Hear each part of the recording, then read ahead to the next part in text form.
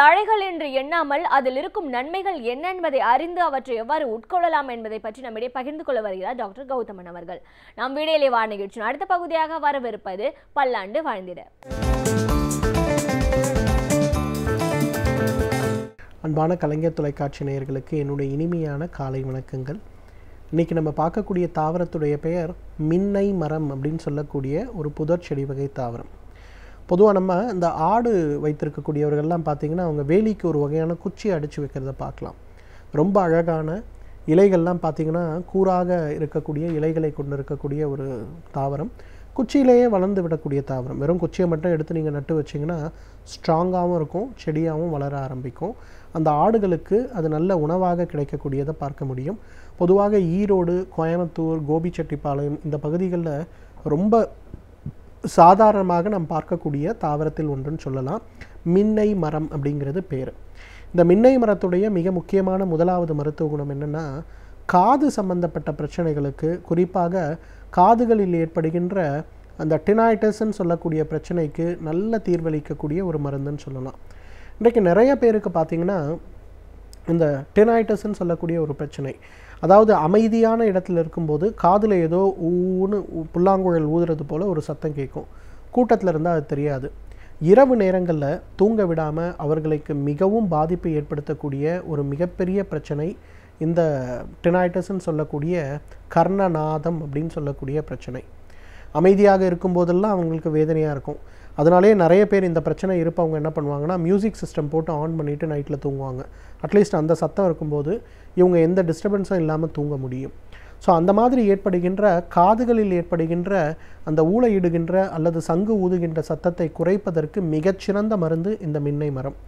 என்ன பண்ணுவாங்கன்னா, அந்த மின்னை மரத்தோட இலைகள் எல்லாம் எடுத்துகிட்டு நல்லா ஒரு விழுதாக நல்லா அரைச்சிட்டு அதுக்கு மேலே கொஞ்சம் துணி சுற்றிட்டு அதுக்கு மேலே களிமண் சுற்றிடுவாங்க.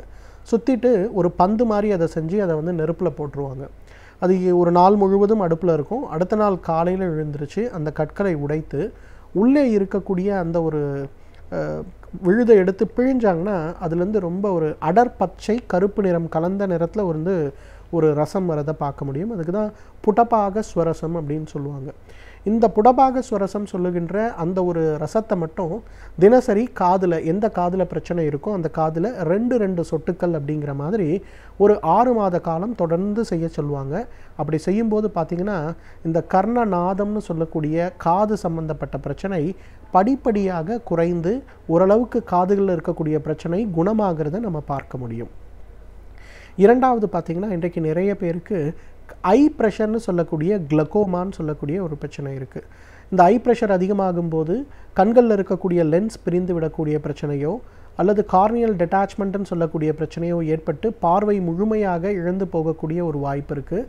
இந்த பிரச்சனையை குணமாக்கக்கூடிய ரொம்ப சிறப்பான ஒரு மருந்து எதுன்னு பார்த்திங்கன்னா, இந்த மின்னை மரத்திலிருந்து எடுக்கக்கூடிய இந்த புடபாக சுரசம் தான்.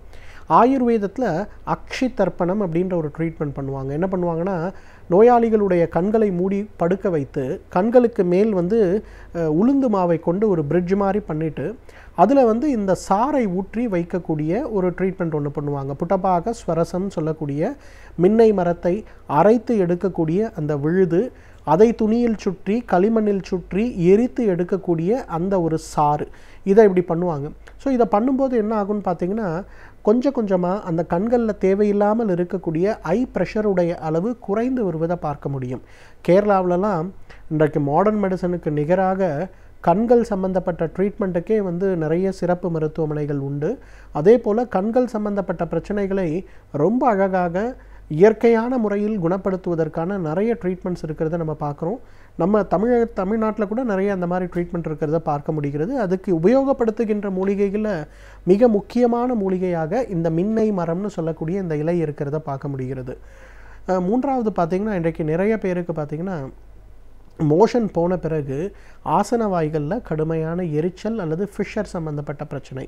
ஏதோ ஒரு நாள் உணவு வெளியில் சாப்பிட்றோம், இல்லை ஒரு அசைவ உணவு சாப்பிட்றோம், அடுத்த நாள் காலை முதல் மதியம் வரை வேதனை மிக கூடுதலாக இருக்கக்கூடிய பிரச்சனை. ஆண் பெண் 2 பேருமே மிகப்பெரிய அளவில் கஷ்டப்படுகின்ற மிகப்பெரிய ஒரு பிரச்சனையாக இது இருக்கிறத பார்க்குறோம். ஆண்களாவது பரவாயில்ல மருத்துவரை போய் பார்த்துடுறாங்க. நிறைய பெண்கள் பார்த்திங்கன்னா இன்றைக்கு இதை வெளியில் சொல்வதற்கு கூட கூச்சப்பட்டு கொண்டு உணவும் சாப்பிட முடியாமல், உட்கார முடியாமல், குறிப்பாக வேலைக்கு போகக்கூடிய நிறைய பெண்களுக்கு மிகப்பெரிய பிரச்சனையாக இருக்கக்கூடிய ஒரு விஷயம் வந்து இந்த ஆனல் ஃபிஷர் அல்லது பைல்ஸ்ன்னு சொல்லக்கூடிய பிரச்சனை. இந்த பைல்ஸ் பிரச்சனை இருக்கவங்கலாம் ரொம்ப சுலபமாக என்ன பண்ணலான்னா, இந்த மின்னை மரத்திலிருந்து எடுக்கக்கூடிய இலைகளை தண்ணீரில் இட்டு நன்றாக கொதிக்க வைக்க வேண்டும். ஒரு 5 லிட்டர் தண்ணீர் எடுத்தோன்னா ஒரு 50 கிராம் அளவுக்கு அந்த இலையை போட்டு நல்லா கொதிக்க வைக்கணும். அதுக்கப்புறம் வந்து ஒரு டப்பில் அதை ஊற்றிட்டு இந்த ஃபிஷர், பைல்ஸ், ஃபிஸ்டுலா இருக்கக்கூடிய பெண்கள் யாராக இருந்தாலும், ஆண்கள் யாராக இருந்தாலும், உள்ளுக்கு எந்த மருந்துமே இல்லாமல் இதை குணப்படுத்துவதற்கு ரொம்ப அழகாக அந்த பாத்திரம் ஃபுல்லாக அந்த தண்ணீரை நிரப்பி அதில் உட்காந்து டப் பாத் எடுக்கணும். அந்த டப் பாத் எடுக்க ஆரம்பித்தாலே ஒரு வாரத்திலேயே வலிகளும் எரிச்சலும் வேதனைகளும் குறைய ஆரம்பிக்கிறத பார்க்கலாம். ஒரு 3 மாதத்தில் இந்த பிரச்சனை நிரந்தரமாகவே நன்றாக குணமாகிறத பார்க்கலாம். இன்றைக்கு ஆனல் ஃபிஷர், அதே போல் பைல்ஸ், அதே போல் ஃபிஸ்டுலா சம்பந்தப்பட்ட பிரச்சனைகளால் அவதிப்படுபவர்கள் யாராக இருந்தாலும் அவர்களுக்கு வெளிப்புற சிகிச்சையிலே தீர்வளிக்கக்கூடிய மிகச் சிறப்பான மருந்து இந்த மின்னை மரம். அதே போல் மின்னை மரத்துடைய இன்னொரு மிக முக்கியமான குணம் என்னன்னு பார்த்தீங்கன்னா, கால்களில் ஏற்படுகின்ற அந்த அரிப்புகளையும் கால் பாதங்களில் ஏற்படுகின்ற வெடிப்புகளையும் குணப்படுத்தக்கூடிய ஒரு மிகச்சிறந்த மருந்து. மின்னை மரத்திலிருந்து எடுக்கக்கூடிய இலைகளை நன்றாக சாறு போல், அதாவது விழுதாக நன்றாக அரைக்கணும். ஆனால் பிழியக்கூடாது, நல்லா சாறு இருக்க மாதிரி சாஃப்டாக அரைச்சிக்கணும். ராத்திரி படுக்கும்போது கால்களை ஒரு 5 நிமிடம் உப்பு தண்ணீரில் வைக்க வேண்டும். அதன் பிறகு காலை எடுத்துட்டு நல்லா ஒரு சுத்தமான துணி வைத்து நன்றாக துடைத்துட்டு மின்னை மரத்திலிருந்து வரக்கூடிய அந்த கல்கத்தை அந்த கால் பகுதி முழுவதும் நன்றாக தேய்க்க வேண்டும். ஒரு அரை மணி நேரம் அல்லது 1 மணி நேரம் அதை அப்படியே விட்டுட்டு அதன் பிறகு வெந்நீர் வைத்து கால் கழுவ வேண்டும். இதை தொடர்ந்து செய்யும்போது பார்த்திங்கன்னா கால்களில் இருக்கக்கூடிய இந்த பிரச்சனைகள் படிப்படியாக குறைய ஆரம்பிக்கும். கால்களில் இருக்கக்கூடிய அரிப்பு, வெடிப்பு, அதனால் ஏற்படுகின்ற வேதனைகள், சில நேரங்களில் மிக அதிகமாக வெடிக்கும் போது அந்த கால்களிலிருந்து வரக்கூடிய உதிரப்போக்கு சம்பந்தப்பட்ட பிரச்சனைகள், இதெல்லாம் குறைந்து உடலில் நல்ல முன்னேற்றம் படிப்படியாக ஏற்படுறதை நம்ம பார்க்க முடியும். அந்த அளவுக்கு பாத வெடிப்பு அல்லது பித்த வெடிப்புன்னு சொல்லக்கூடிய கால் பாதங்களில் ஏற்படுகின்ற பிரச்சனையை தீர்க்கக்கூடிய சக்தி வந்து இந்த மின்னை மரத்துடைய இலைகளுக்கு இருக்கிறத நம்ம பார்க்க முடியும். மின்னை மரத்துடைய இன்னொரு மிக முக்கியமான குணம் என்னன்னு பார்த்தோம்னா, தோள்களில் ஏற்படுகின்ற கருநிறத்தை மாற்றக்கூடியதில் ஒரு மிகச்சிறந்த மருந்து. முகத்துக்கு இதை உபயோகப்படுத்தக்கூடாது. உடலில் பார்த்திங்கன்னா நிறைய பேருக்கு கழுத்துக்கு பின்னாடி, கைகளில், தொடைப்பகுதிகளில், தொடையுடைய இடுக்குகளில், கைகள் அக்குள் பகுதிகளெல்லாம் கருமையான நிறமாற்றம் இருக்கிறத பார்க்க முடியும். அவங்கெல்லாம் மின்னை மரத்திலிருந்து எடுக்கக்கூடிய அந்த இலைகளை அரைத்து பத்து போட்டு குளித்தாலே மாறிவிடுவதை பார்க்க முடியும். எனவே நேயர்களே, மின்னை மரத்தை பொறுத்தவரையிலும் பார்த்திங்கன்னா பைல்ஸ் சம்பந்தப்பட்ட பிரச்சனைகள், உடலில் ஏற்படுகின்ற எரிச்சல் சம்பந்தப்பட்ட பிரச்சனைகள், காயங்கள், இதெல்லாம் நீக்குவதற்கு ஒரு மிகச்சிறந்த மருந்து. இதை அதிகமாக உள்ளுக்கு பயன்படுத்துகின்ற வழக்கம் கிடையாது. வெளிப்புறமாக தகுந்த மருத்துவ ஆலோசனையின் பேரில் பயன்படுத்தி வந்தாலே நம்மாலும் பல்லாண்டு காலம் ஆரோக்கியமாக வாழ்ந்திட முடியும். சமூகத்தில் நடக்கும் பிரச்சனைகளை கண்டு ஒதுங்கி விடாமல் அதில் நம்முடைய பங்களிப்பை முழுமையாக நாம் எவ்வாறு வழங்கலாம் என்பதை பற்றி நம்மிடையே பகிர்ந்து கொள்ள வருகிறார் எழுத்தாளர் மனுஷபுத்திரன் அவர்கள். நாம் வீடியோலே நிகழ்ச்சி அடுத்த பகுதியாக வரவிருப்பது தீதும் நன்றும்.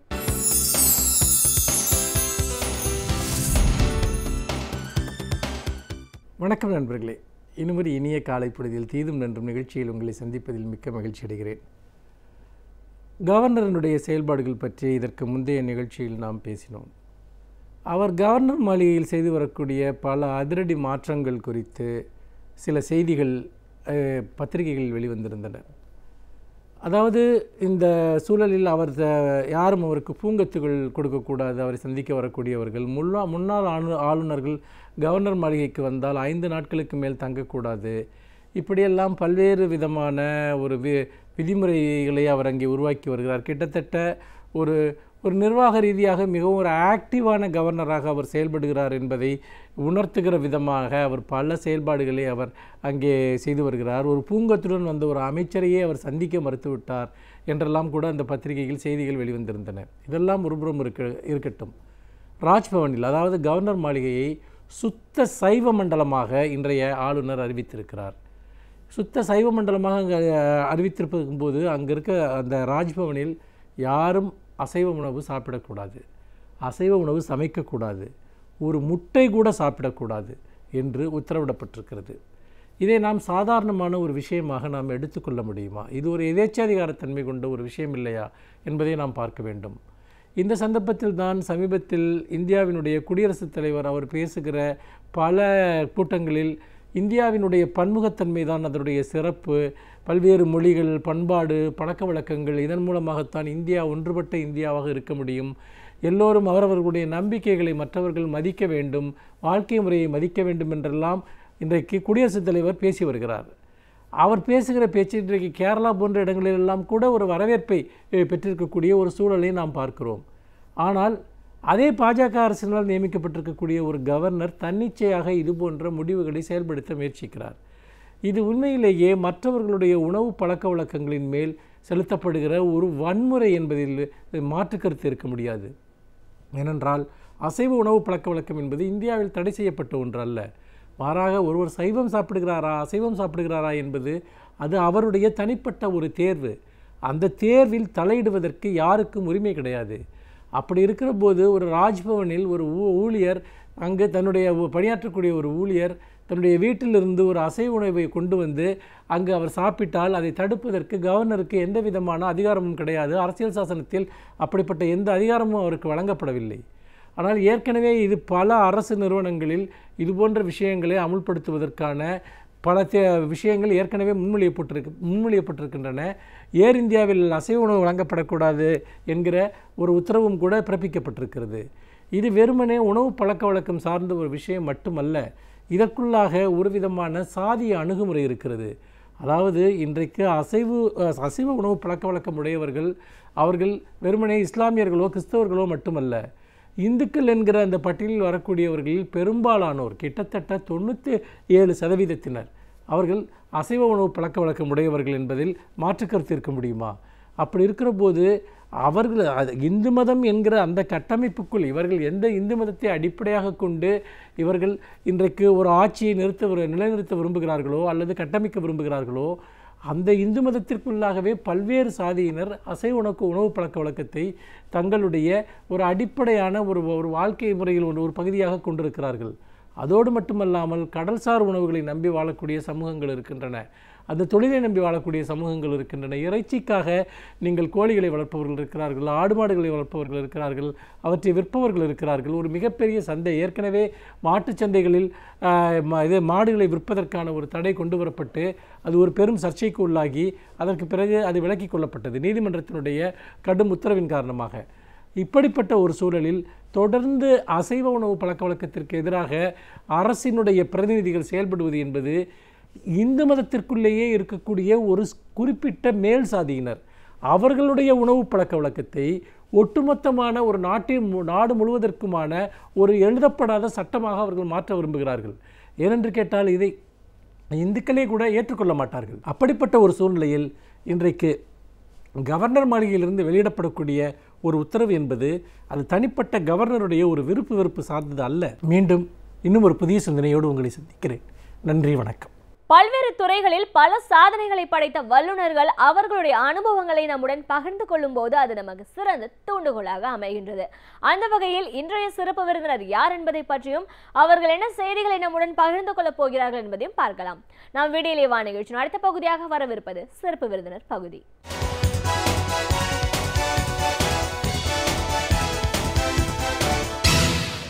வணக்கம் நேயர்களே, விடியலே வா நிகழ்ச்சியின் சிறப்பு விருந்தினருக்கான நேரம் இது. இன்றைய சிறப்பு விருந்தினர் அரசு போட்டித் தேர்வுகளுக்கான பயிற்சியாளர் திரு சண்முகம். அரசு போட்டித் தேர்வுகள் அப்படின்னா என்ன, இதற்கான ஒரு பயிற்சி அப்படிங்கிறது ஏன் தேவையா இருக்கு, இன்றைக்கு இருக்கிற அரசியல் சூழல்ல மாற்றத்தினால என்ன மாதிரியான ஒரு பாதிப்புகளை இது ஏற்படுத்த போகுது, இப்படி பல விஷயங்களை கருத்துக்களை நம்ம அவர்கிட்ட கேட்டு தெரிஞ்சுக்கலாம். வணக்கம் சார். வணக்கம். அரசு போட்டித் தேர்வுகளுக்கான ஒரு பயிற்சியாளராக இந்த நிகழ்ச்சிக்கு முதல்ல உங்களை வரவேற்கிறோம் சார். முதல்ல இந்த போட்டித் தேர்வுகள் அப்படின்னு வரும்போது இல்லை நிறைய பேருக்கு ஒரு பெரிய கனவு அப்படின்னு சொல்லலாம். ஒரு முறையும் பல துறைகளில் பணியாற்றியிருந்தாலும் அரசு பணி, குடிமை பணி, இந்த மாதிரியான ஒரு பணிகளுக்கு வரணும் அப்படின்ற ஒரு ஆர்வம் நிறைய பேருக்கு இருக்குது. அதற்கு ஒரு பயிற்சி அப்படிங்கிறது ஏன் தேவையாக இருக்குது? இதில் ரொம்ப கடினம் சொல்கிறாங்களே, எதனால் இவ்வளோ தூரம் அது கடினமாக இருக்குது? இதுலேருந்து தேர்ச்சி பெறுறவங்களுக்கான வாய்ப்புகள் அப்படின்னு பார்த்தா எவ்வளோ தூரம் இருக்கு. இன்னைக்கு இருக்கிற அரசியல் சூழல்ல அதிமுக அரசோட செயல்பாடுகள்னால மற்ற வெளி மாநிலத்தவரும் இந்த தேர்வுகளுக்குள்ள வரலாம், தமிழ் மாநிலத்தில் பணிபுரியலாம்ன்ற ஒரு சூழல் எப்படிப்பட்ட ஒரு பாதிப்புகளை ஏற்படுத்தும்? இப்படி நிறைய விஷயங்களை பத்தி நம்ம பேச வேண்டியிருக்கு சார். முதல்ல இந்த அரசு போட்டி தேர்வுகள் அப்படின்னா என்னென்னலாம், இந்த தேர்வுல ஒருத்தர் தேர்ச்சி பெறது மூலமா என்ன மாதிரியான ஒரு வாய்ப்புகள்லாம் அவங்களுக்கு கிடைக்கும்? இதில் வந்து 10th ஸ்டாண்டர்ட் முடிஞ்ச எக்ஸாம்ஸும் இருக்குது, டிகிரி முடித்த எக்ஸாம்ஸும் இருக்குது. இதில் வந்து நிறைய அரசாங்க வேலை வாய்ப்புகளுக்கு தேர்வு மூலமாக வந்து தேர்ந்தெடுக்கிறாங்க. இந்த தேர்வு எழுதுறதுக்கு எலிஜிபிலிட்டி உள்ளவங்க எழுதலாம். இப்போதைக்கு பார்த்தீங்கன்னா நிறைய மாணவர்களுக்கு அன்எம்ப்ளாய்மெண்ட் வந்து இன்றைக்கி அதிகமாக இருக்குது. இன்றைக்கி ஒவ்வொரு வருடமும் டிகிரி முடிச்சுட்டு வர்றவங்க, 10th முடிச்சுட்டு 12th முடிச்சுட்டு வர்றவங்க, இவங்களோட எண்ணிக்கை வந்து நம்மளுக்கு பாப்புலேஷன் எக்ஸ்ப்ளோஷன் அதிகமாகவே இருக்குது. நிறைய மாணவர்கள் இருக்காங்க. அப்படிங்கிறப்ப இந்த அரசாங்க வேலை தான் இன்றைக்கி, ப்ரைவேட் வேலையும் பார்த்திங்கன்னா இன்றைக்கி வந்து ஒரு சரியான ஒரு வேலைவாய்ப்பு வந்து இன்றைக்கி இல்லை. நிறைய ஐடி இண்டஸ்ட்ரியாக இருக்கட்டும், மற்ற எல்லா இண்டஸ்ட்ரியிலுமே இன்றைக்கி வந்து ரொம்ப ஒரு வேலைவாய்ப்பு குறைவாக தான் இன்றைக்கி காணப்படுது. அப்போ மாணவர்களுக்கு இன்றைக்கி அரசாங்க வேலைங்கிறது ஒரு பெர்மனன்ட், ஒரு ஜாப் செக்யூரிட்டி இருக்கிற ஒரு வேலையாக இன்றைக்கி இருக்குது. ஸோ இந்த வேலை ரொம்ப மிக மிக முக்கியமான ஒரு இதுவாக இருக்குது. அதனால் அதிகமான மாணவர்கள் லாஸ்ட் ஒரு 5 இயர்ஸில் பார்த்திங்கன்னா நிறைய மாணவர்கள் வந்து இந்த போட்டித் தேர்வுக்கு தயார் செய்கிறாங்க. ஸோ இது இந்த தேர்வு மூலம் வெற்றி பெற்று இவங்களுக்கு அரசாங்க பணி கிடைக்குது. அது ஒரு பெர்மனன்ட் ஜாபுங்கனால நிறைய பேர் லைக் பண்ணி நல்லா ஒர்க் பண்ணுறாங்க. ஸோ இதுதான் மேடம் போட்டித் தேர்வு அப்படின்னு இருக்குது. இதில் நிறைய இருக்குது. இப்போ நீங்கள் சென்ட்ரல் லெவலில் பார்த்தீங்கன்னா UPSC, union public service commission exam தேர்வு நடத்துகிறாங்க. டிஎன்பிஎஸ்சினா தமிழ்நாடு பப்ளிக் சர்வீஸ் கமிஷன். நம்ம தமிழக அளவில் group 1 exam, group 2 exam, group 4 exam, விஓஓ exam, group 8 exam, group 3 எக்ஸாம்னு நிறைய தேர்வுகள் இருக்குது. ஒவ்வொரு தேர்வுக்கும் டிஎன்பிஎஸ்சி தேர்வுலேருந்து எக்ஸாம் நடத்தி அதுக்கு ரிசல்ட் போட்டு மாணவர்கள் வந்து வேலைவாய்ப்பை வந்து பெறுதாங்க.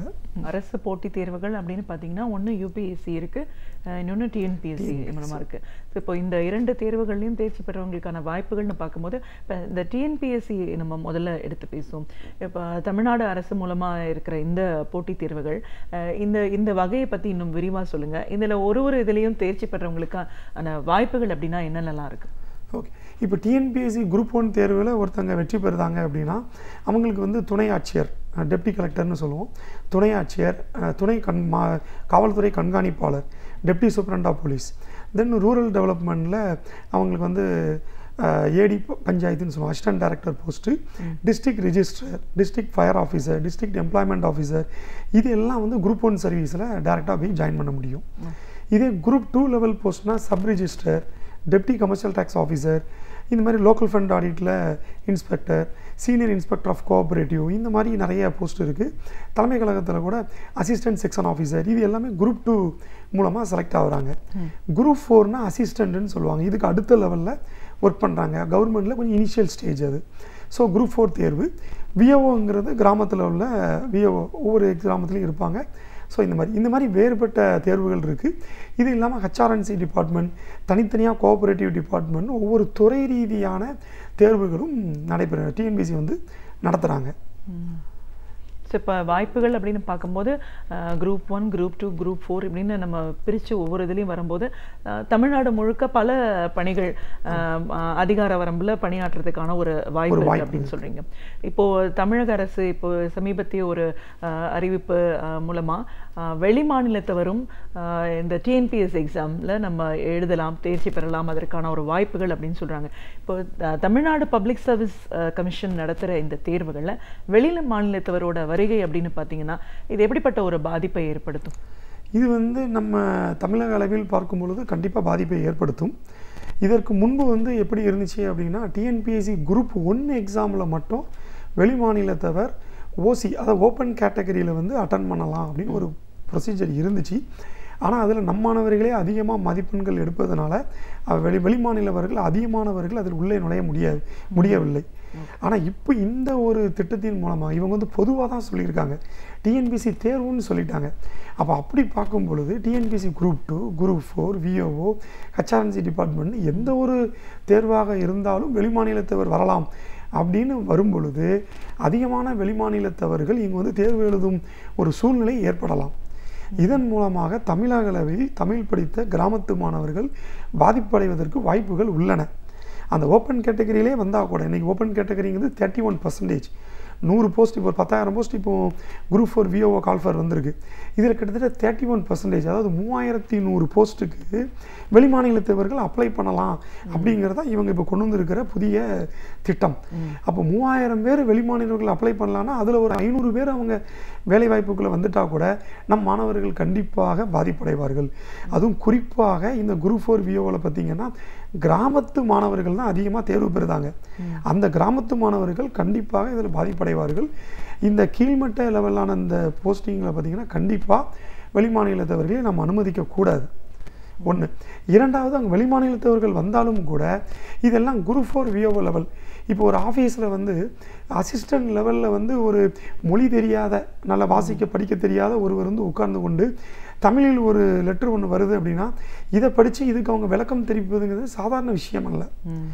நம்ம இது உயர் பதவிகளில் வருகிறவர்கள் எளிதாக தமிழை கற்றுக்கொள்வது போல் கீழ் லெவலில் வர்றவங்களால் கற்றுக்கொள்ள முடியாது. ஏன்னா அவங்க 10th தான் படிச்சிருப்பாங்க, எலிஜிபிலிட்டி. அவங்களால இதை கற்றுக்கிட்டு இவ்வளோ ஒரு புலமையை கொண்டு வர முடியாது. அதனால் இந்த ஒரு இதை வந்து நம்ம தவிர்ப்பதே வந்து நம்ம தமிழகத்திற்கு நல்லது அப்படிங்கிறது எங்களுடைய கருத்து. இப்போது நம்ம அந்த குரூப் 1ல் ஆல்ரெடி இந்த ஒரு பழக்கம் இருக்குது அப்படின்னு சொல்லும்போது, இப்போ பொதுவாக டிஎன்பிஎஸ்சி தேர்வுகள்லேயே எழுதலாம் அப்படின்னு சொல்கிற ஒரு பொது அறிவிப்பு வந்து பெரிய பாதிப்புன்னு தான் சொல்லிங்கன்னா, அடிமட்டத்தில் இருக்கிறவங்க வந்து பப்ளிக்கோட அதிகமாக தொடர்பில் இருக்கக்கூடிய ஒரு பணியில் இருக்கிறவங்களால இவங்க மொழியில் பேசவும் வாய்ப்பில்லை, தமிழ் மொழிக்கு இவங்க மாறவும் வாய்ப்பில்லை. இப்போ நீங்கள் ஒரு ஸ்டாட்டிஸ்டிக் சொல்லியிருக்கீங்க, ஒரு 31% அப்படின்னு வரும்போது, இப்போது தமிழ்நாட்டில் இருக்கிற மாணவர்கள் தமிழ்நாட்டில் இருக்கிற ஒரு போட்டித் தேர்வு எழுதி அந்த பணியில் வரணும் போது இந்த ஆண்டு இப்படி 31%, ஒவ்வொரு வருடமும் இந்த நிலைப்பாடு அதிகரிக்கும். நிறைய வெளிமாநிலத்தவர் இங்கே பணியில் அமர்த்தக்கூடிய ஒரு வாய்ப்பு என்ன மாதிரியான ஒரு அபாயகரமான சூழல் நோக்கி இது கொண்டு போகுது? கண்டிப்பாக கொண்டு போகும் மேடம். இப்போ வந்திருக்க கால்ஃபரே 9351 போஸ்ட் போட்டிருக்காங்க குரூப் 4 விஓவுக்கு. இதிலே 3000 போஸ்ட் வந்து வெளிமாநிலத்தவர்கள் வந்து அப்ளை பண்ணலாம் அப்படின்னு கொண்டு வர்றோம். இதே மாதிரி ஒரு திட்டம் மகாராஷ்டிராவில் இருந்துச்சு. அதுக்கு கடுமையான எதிர்ப்பு வந்து கீழ் லெவலில், அதாவது குரூப் 4 விஓஓ, இந்த குரூப் 2 இந்த லெவலில் வந்து வெளிமாநிலத்தவர்கள் வந்து அனுமதிக்கப்படவில்லை. இப்போது மகாராஷ்டிராவில் தூக்கிட்டாங்க. அதே போல் அவங்க அதை மட்டும் விட்டு வைக்கல, மத்திய அரசு நடத்தும் தேர்வுகளிலேயே, அதாவது வங்கி தேர்வு, ஆர்பிஐ தேர்வு மற்றும் ரயில்வே எக்ஸாம், இதில் கூட மகாராஷ்டிராவில் அவங்க வந்து கடுமையான எதிர்ப்பு தெரிவித்து மகாராஷ்டிரா பீப்புளை தான் நீங்கள் அதிகமாக வந்து பணி செய்ய விடணும் அப்படின்னு சொல்லி சம் ரேஷியோ 50-50 சம் ரேஷியோவில் இப்போ அதை வந்து அவங்க வந்து மாற்றிருக்காங்க. அந்த அளவுக்கு மத்திய தேர்விலேயே மாற்றம் ஏற்படுத்தும் பொழுது நம்ம மாநிலமே நடத்தக்கூடிய தேர்வில் வந்து நம் மாணவர்களுக்கு மட்டும்தான் இதில் உரிமை கொடுக்கணும் அப்படிங்கிறதுல எந்த மாற்று கருத்தும் இருக்கக்கூடாது. ஓகே. இன்னும் குறிப்பிட்டு சொன்னோம்னா, மகாராஷ்டிரா பொறுத்த வரைக்கும் மராட்டி மொழி தெரியாதவங்களுக்கு அங்கே அரசு வேலை வாய்ப்புகளே இல்லைங்கிறது வந்து கட்டாயமான ஒரு சூழல் இருக்குது. ஸோ இப்போது ஒரு மத்திய அரசாங்கம் நடத்துகிற தேர்வுகளுக்கு மாநில அரசு இப்படி குரல் கொடுத்து அதை தடுத்திருக்காங்கன்ற ஒரு சூழலில், மாநில அரசாங்கம் நடத்தக்கூடிய அரசு போட்டித் தேர்வுகளில் வெளிநாடு தவிர உள்ளே கொண்டு வர இந்த அதிமுக அரசோட இந்த போக்கு என்ன மாதிரியான ஒரு விளைவுகளை ஏற்படுத்தும்? கண்டிப்பாக முதல்ல வேலைவாய்ப்பு இழப்பு ஏற்படுகிறது. அன்எம்ப்ளாய்மெண்ட் ப்ராப்ளம் இன்னும் கொஞ்சம் அதிகரிக்கலாம். ஏன்னா நிறைய மாணவர்கள் முழு நேரமும் இந்த போட்டித் தேர்வையே மனதில் வைத்துக்கொண்டு நிறைய பணத்தெல்லாம் செலவழித்து பயிற்சி மையத்தில் சென்று படித்து இதை ஒரு குடும்பமே இதை நம்பி தான் வந்து இருக்கிறாங்க. நிறைய அப்பா அம்மாலாம் பையன் டிகிரி முடித்தோடனே இந்த போட்டித் தேர்வுக்கு தயார் பண்ண வைக்கிறாங்க. ஏதாவது ஒரு வேலை வாங்கி நம்ம பையன் வந்துட மாட்டானா அப்படின்னு ஒரு எதிர்பார்ப்போடு காத்துக்கிட்டு இருக்காங்க. அதனால் இது வந்து ஒரு மாணவனுடைய மற்றும் இது பாதிப்படைவதில்லை, அந்த குடும்பத்தையே பாதிக்குது. அப்போ கிட்டத்தட்ட நீங்கள் ஒரு குரூப் 4 நீங்கள் வேலைக்கு எத்தனை பேர் அப்ளை பண்ணுறாங்கன்னா தமிழகத்தில் 15 லட்சம் அப்ளை பண்ணியிருக்கிறாங்க சராசரியாக. அப்போ 15 லட்சம் குடும்பம் இதை வந்து பாதிப்பதாக நினைக்கிறாங்க. கண்டிப்பாக பாதிப்படையும் செய்யும். அவங்க அந்த பாதிப்புக்கு உள்ளாவார்கள் என்பது எந்த மாற்று கருத்தும் இல்லை.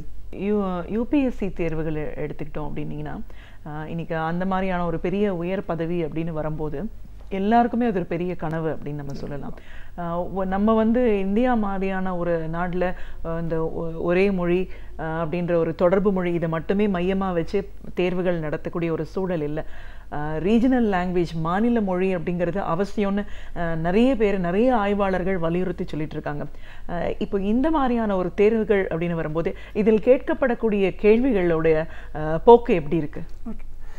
2010ஆம் ஆண்டு வரை யூபிஎஸ்சி தேர்வுகள் எல்லாம் கொஞ்சம் எளிதாகவே கேட்கப்படும். அதாவது கேள்வியினுடைய ஆழம் இருக்கும், ஆனால் அந்த கேள்வியினுடைய வார்த்தைகள் எல்லாம் தெளிவாக புரியக்கூடியவைகளாக இருக்கும்.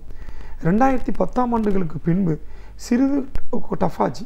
ஆனால் லாஸ்ட்டு ஒரு 2 ஆண்டுகள் பார்த்திங்கன்னா ரொம்ப கடினமாக, அதாவது இந்த ரீஜனல் லாங்குவேஜஸில் படித்தவங்க, தமிழ் மற்றும் வங்காள மொழி இவங்கெல்லாம் படித்தவங்களால அந்த கேள்விகளை புரிந்து கொள்ளவே முடியாதபடி சில டேர்ம்ஸ் எல்லாம் வச்சுருந்தாங்க ஆங்கிலத்தில்.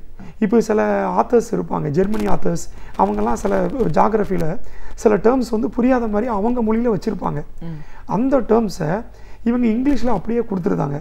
ஆனால் ஹிந்தியில் கொடுக்கும் பொழுது ஹிந்தி மொழியில் அவங்க ரொம்ப எளிமையாக கொடுத்துருந்தாங்க ஹிந்தியில். அப்போ இந்த தமிழ் எழுதும் மாணவனுக்கு அந்த கேள்வியே புரியாது. 30 மதிப்பெண்கள் அந்த கேள்வினா அந்த இவனுக்கு அதனுடைய விடை தெரிஞ்சிருக்கும், ஆனால் கேள்வியை புரிய முடியாது. கேள்வியை புரிஞ்சாதான் இவன் ஆன்சர் எழுத முடியும். ஆனால் ஹிந்தி படித்தவங்க அதை எளிமையாக புரிஞ்சுக்கிட்டு எளிமையாக எழுதிருந்தாங்க. இப்படி ஒவ்வொரு பேப்பருக்கும் மொத்தம் 9 பேப்பர் மெயின் தேர்வில் டிஸ்கிரிப்டிவ் டைப்பில் எழுதணும். இந்த 9 பேப்பர்லேயுமே ஒவ்வொரு பேப்பர்லையும் ஒரு 50லேருந்து 60 மார்க்கு. இப்போ இந்த ரீசெண்டாக லாஸ்ட் ஒரு 2-3 ஆண்டுகளாக இதை கொண்டு வந்துட்டாங்க. அதனால் நம்ம மாணவர்கள் வந்து நம்மளுடைய ரிசல்ட் வந்து ரொம்ப குறைஞ்சிருக்கு. ரீசெண்டாக ஒரு 3 இயர்ஸ் பார்த்திங்கன்னா தமிழக அளவில் IAS IPSக்கு தேர்வாகும் மாணவர்களுடைய எண்ணிக்கை குறைந்துள்ளது, தேர்வுக்கு தயாராகும் மாணவர்களுடைய எண்ணிக்கை அதிகரித்துள்ளது. ஆனால் ரிசல்ட்டுன்னு பார்த்திங்கன்னா குறைஞ்சிருக்கு. அதுக்கு இது ஒரு முக்கிய காரணம். அதிலும் தமிழிலேயே படித்து வரும் மாணவர்கள் அதிகமாக பாதிப்படைகிறாங்க. ரொம்ப நாளாக ஒரு ப்ரொபோசல் இருக்குது, UPSC தேர்வுலேயும் சரி, SSC மத்திய அரசு நடத்தும் SSC தேர்வு, ரயில்வே எக்ஸாம், இந்த தேர்வு அனைத்திலுமே வங்கி தேர்வு, ரீஜனல் லாங்குவேஜ்லேயுமே கொஷின்ஸ் கேட்கலாம். ஏன்னா அவங்கள பொறுத்த வரைக்கும் நல்ல ஒர்க் பண்ணக்கூடிய ஒரு திறமையான ஒரு ஆள் வந்து அந்த வேலைக்கு தேவைப்படுகிறது. அதுதான் அவங்களுடைய லட்சியமே ஒழிய ஆங்கிலம் தெரிஞ்சிருக்கணும் இல்லைனா ஹிந்தி மொழி தெரிஞ்சிருக்கணுங்கிறவங்க மட்டும்தான் அந்த தேர்வுக்கு வேணும், அந்த வேலைக்கு வேணும் அப்படிங்கிறது க்ரைட்டீரியா கிடையாது. திறமையானவர்கள் தான் வேணும். அப்படிங்கிறப்ப இவங்க தமிழ் மொழியிலேயே கொடுத்தாங்க அப்படின்னா நிச்சயம் நல்ல மாணவர்கள் அவங்களுக்கு கிடைப்பாங்க, நல்ல ஒர்க் பண்ணக்கூடிய எம்ப்ளாயீஸு கண்டிப்பாக கிடைப்பாங்க. ஆங்கிலத்தில் கடினமான கேள்விகள் கேட்குறது மூலமாக மறைமுகமாக தமிழ் மொழியில் படித்த மாணவர்கள் இல்லை மற்ற ஒரு ரீஜனல் லாங்குவேஜஸில் படித்தவங்களுக்கான ஒரு வாய்ப்புகளை வந்து தவிர்க்கக்கூடிய ஒரு சூழலை இன்னைக்கு ஏற்படுத்திட்டு இருக்கு. கண்டிப்பாக ஏற்படுதுங்க மேடம். இந்த லாஸ்ட்டு ஒரு 3 இயர்ஸாக வந்து கொஷின்ஸ் ரொம்ப டஃப். இந்த வருஷம் நடைபெற்ற மெயின் தேர்வு கூட IAS மெயின் தேர்வு ஜாகிரஃபி, பப்ளிக் அட்மினிஸ்ட்ரேஷன்லாம், பொலிட்டிக்கல் சயின்ஸில் டேர்ம்ஸ் புரியாதபடி நிறைய வைத்திருக்கிறாங்க. அதே போல் CSATனு ஒரு பேப்பர் கொண்டு வந்திருக்காங்க, அதுவும் இப்போ தான் கொண்டு வந்தாங்க. அந்த பேப்பர்லேயுமே ஒரு பேராகிராஃபுங்கிறது 4 பேஜ் 5 பேஜ் கொடுத்துருந்தாங்க ஆங்கிலத்தில் கடுமையாக. ஸோ அதுவும் இன்றைக்கி ரீஜனல் லாங்குவேஜில் படித்தவங்களால கிளியர் பண்ண முடியலை. ஸோ இது வந்து ரீஜனல் லாங்குவேஜில் படிக்கிறவங்களை தாக்கணும் அப்படிங்கிற ஒரு நோக்கத்தோடே செஞ்ச மாதிரி தோன்றும் அளவுக்கு இன்றைக்கி எக்ஸாமுடைய பேட்டர்ன் வந்து மாறி இருக்கு.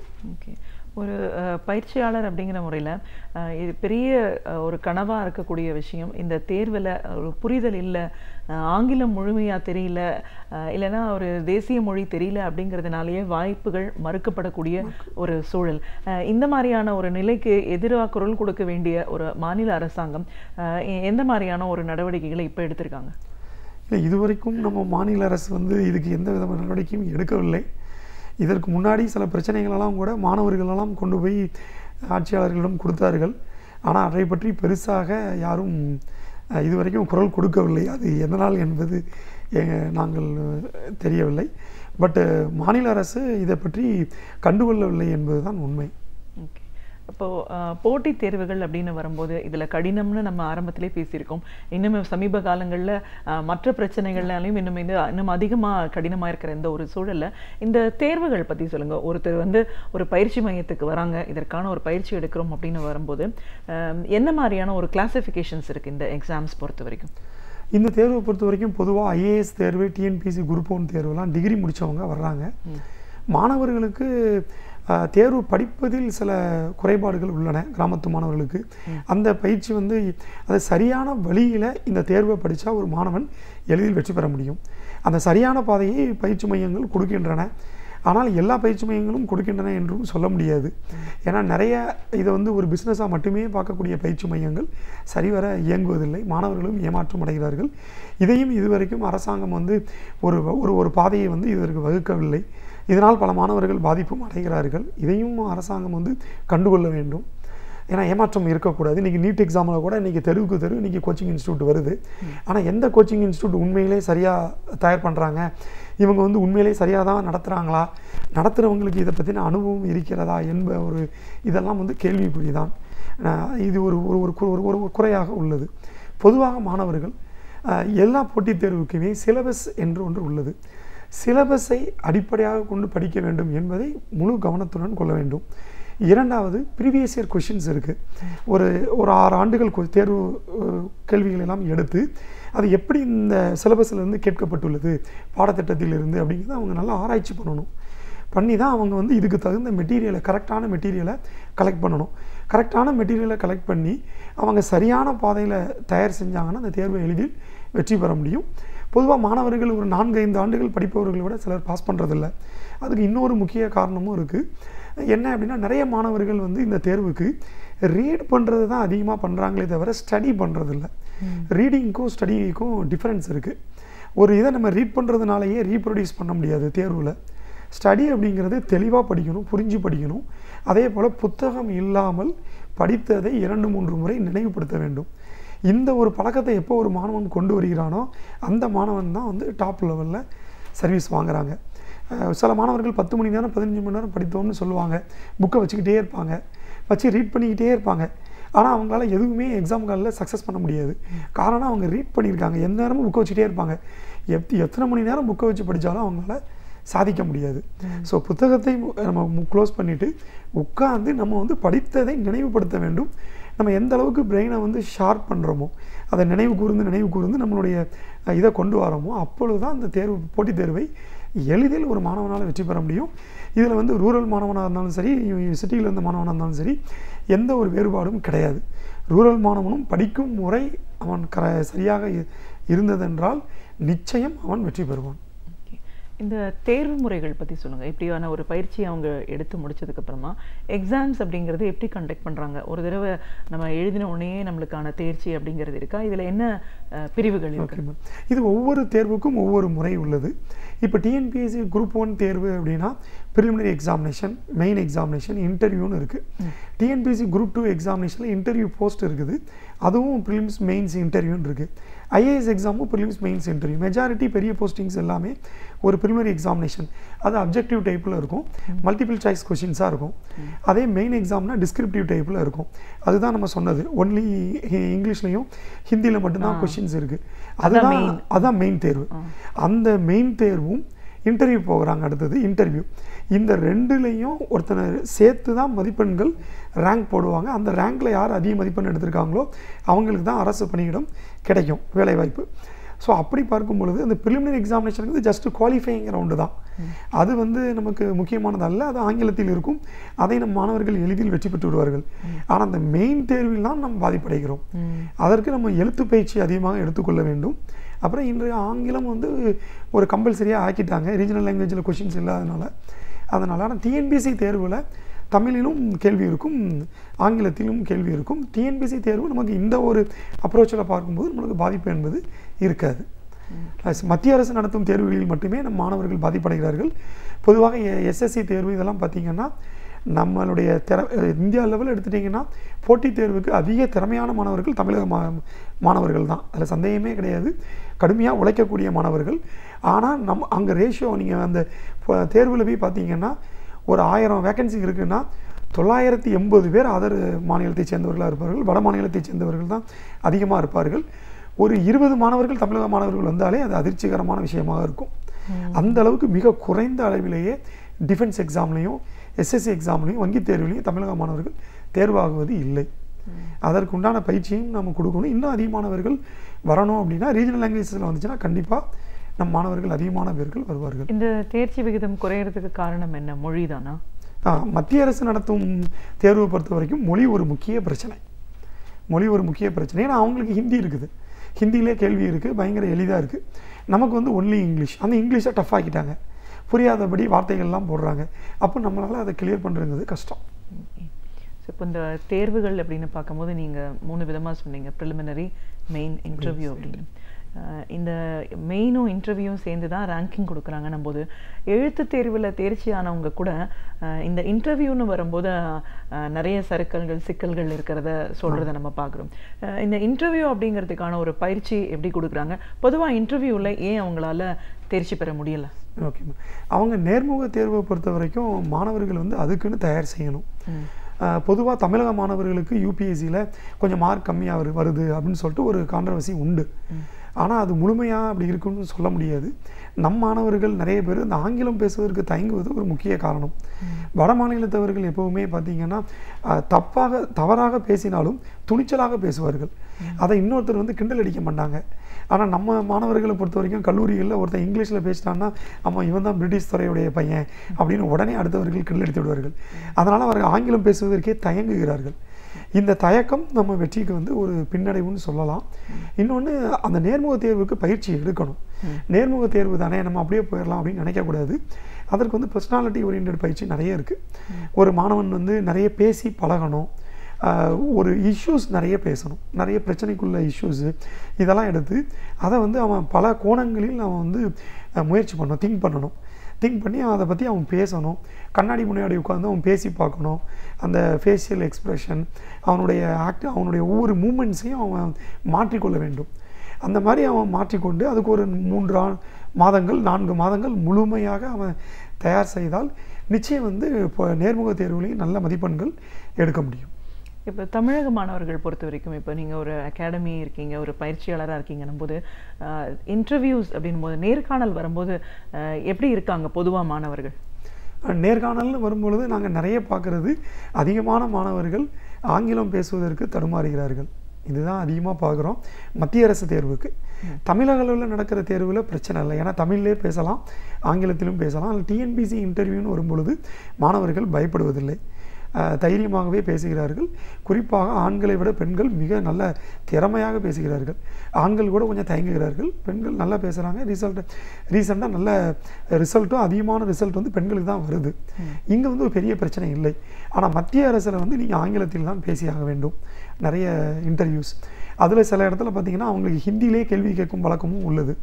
இப்போ நான் கூட நேர்முக தேர்வு ஐஏஎஸ்க்கு போயிருக்கும்போது எனக்கு ஒருவர் வந்து ஆங்கிலமும் ஹிந்தியும் மாற்றி தான் எனக்கு கேள்வி கேட்டார். ஆக்சுவலாக அந்த கேள்வி எனக்கு புரியலை. நான் 2-3 தடவை பாடன்மீன்னு கேட்டேன். ஆனாலும் அவர் ஹிந்தி கலந்தே தான் என்னிடம் கேள்வி கேட்டார். நம்மளால் மறுக்க முடியவில்லை. நான் புரிஞ்ச அளவுக்கு அதுக்கு பதில் சொல்லிவிட்டு வந்து விட்டேன். ஸோ இந்த ஒரு தடுமாற்றம் வந்து நம் மாணவர்களிடம் உள்ளது மத்திய அரசு பணிகள். ஆனால் சில இதில் இங்கிலீஷ் மட்டுமே கேட்குறாங்க. ஆங்கிலம் தான் நமக்கு ஒரு தடை என்று சொல்ல வேண்டும். அதர்வைஸ் நம்ம மாணவர்கள் வந்து ஆங்கிலம் ட்ரைனிங் நல்லா இருந்துச்சுன்னா ஆட்டோமேட்டிக்காக நல்லா வந்து பேசுவாங்க. தமிழிலேயே இன்டர்வியூ அட்டன் பண்ணலாம் அப்படி ஒரு ப்ரொசீஜர் வச்சுருக்காங்க. ஆனால் அதில் ஒரு சின்ன பிரச்சனை என்ன இருக்குன்னா, அந்த டிரான்ஸ்லேட்டர் வச்சுருக்கிறாங்க. டிரான்ஸ்லேட்டர் வந்து நல்ல ஆங்கிலம் தெரிந்தவராக இல்லை. நம்ம தமிழ்நாட்டில் இருந்து அங்கே போய் வேலை பார்க்கக்கூடிய கீழே இருக்கிற ஊழியர்களை தான் அவங்க வந்து டிரான்ஸ்லேட்டராக வச்சுருக்காங்க. அப்போ இவங்க சொல்கிறத வந்து அவங்களுக்கு சரியான முறையில் அவங்களுக்கு வந்து டிரான்ஸ்லேட் பண்ணி கொடுக்க முடியல. அதனால் ஃபார் எடுத்துக்காட்டி என்னுடைய நண்பர் ஒருவர் கூட ஐபிஎஸ்ஸாக இருக்கார். அவர் வந்து ஒரு ஜம்மு அண்ட் காஷ்மீர் இஷ்யூவை பற்றி கேட்கும் பொழுது ஜம்மு அண்ட் காஷ்மீரை பாகிஸ்தானுக்கு கொடுத்துடலாமான்னு கேள்வி. ஜம்மு அண்ட் காஷ்மீரை கொடுக்கக்கூடாதுன்னு இவர் சொல்கிறாரு. ஆனால் டிரான்ஸ்லேட்டர் இவர் கொடுத்துடலான்னு சொல்கிறத அங்கே சொல்லிட்டாரு. அப்போ டிரான்ஸ்லேட்டர்னால இதில் எவ்வளோ பெரிய பிரச்சனை வந்து ஏற்படுது. அதனால் அவங்க டிரான்ஸ்லேட்டர் வச்சா கூட ஒரு தகுதியான ஒரு ஆளை தான் வந்து டிரான்ஸ்லேட்டராக வைக்கணும் அப்படிங்கிறதும் ஒரு நீண்ட நாள் கோரிக்கை. அரசு போட்டித் தேர்வுகள் பயிற்சியாளர் அப்படிங்கிற முறையில் பொதுவாக போட்டித் தேர்வுகள் அப்படிங்கிறது என்ன, அதோட வகை எந்த அளவுக்கு வகைப்படுத்தி இருக்கு, அதுலேயும் தமிழ்நாடு அரசு நடத்துகிற போட்டித் தேர்வுகளில் இப்போ இருக்கிற புதிய மாற்றங்கள் திருத்தங்கள்னால எந்த அளவுக்கு தமிழக மாணவர்கள் பாதிக்கக்கூடிய ஒரு சூழல் இருக்குது. மொழி அப்படின்னு வரும்போது ரீஜனல் லாங்குவேஜோட முக்கியத்துவம் என்ன, அதை நம்ம அடுத்த நிலைக்கு கொண்டு போய் இதோட அவசியத்தை சொல்ல வேண்டிய கட்டாயத்தில் ஏன் இருக்கும், பொதுவாக இந்த தேர்வுகள் எப்படி நடக்குது, அதுக்கு மாணவர்கள் எப்படி தயாராகணும், ஒரு பயிற்சி மையம் எப்படி அவங்களுக்கு பயிற்சி கொடுக்குதுன்னு பல விஷயங்களை எங்களோட நீங்கள் முழுமையாக பார்த்ததுக்கு நன்றி. இலக்கிய தேடல்கள், வரலாற்று சான்றுகள், இவைகளில் இருந்து நாம் படிக்க தவறியவைகளை நமக்கு அழகு தமிழில் வழங்க வருகிறார் பேராசிரியர் சுபவீரபாண்டியன் அவர்கள். நாம் வீடியோலே வா நிகழ்ச்சியின் அடுத்த பகுதியாக வரவிருப்பது ஒன்றே சொல் நன்றே சொல்.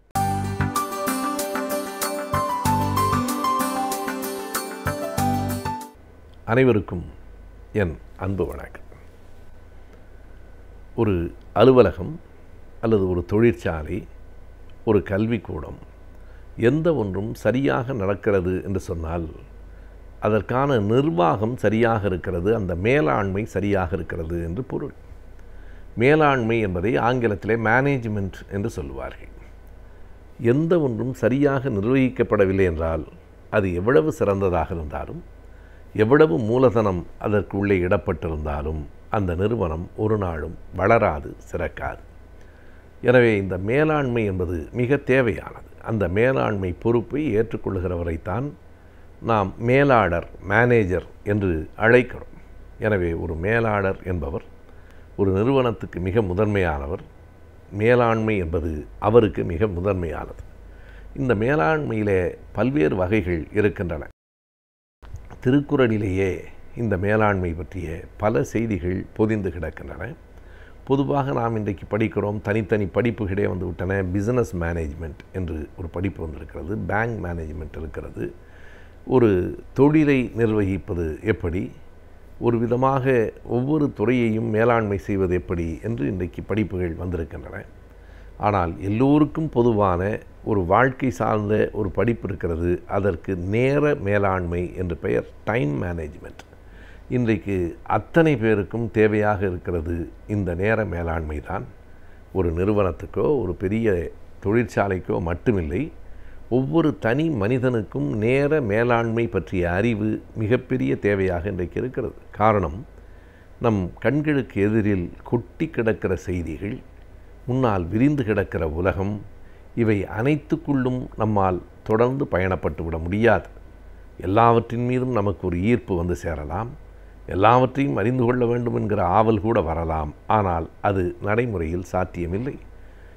எதை எந்தெந்த நேரத்தில் எப்போது கற்க வேண்டும், அல்லது எதனை எப்போது செய்ய வேண்டும், எவ்வளவு நேரம் செய்ய வேண்டும் என்கிற இந்த நேர மேலாண்மை பற்றிய அறிவு நம்மிடத்திலே இல்லை என்றால் இன்றைய அறிவியல் தொழில்நுட்ப உலகில் நாம் தோற்று போய் விடுவோம். இன்றைக்கு எல்லாம் நமக்கு வாய்க்கக்கூடியதாக இருக்கிறது.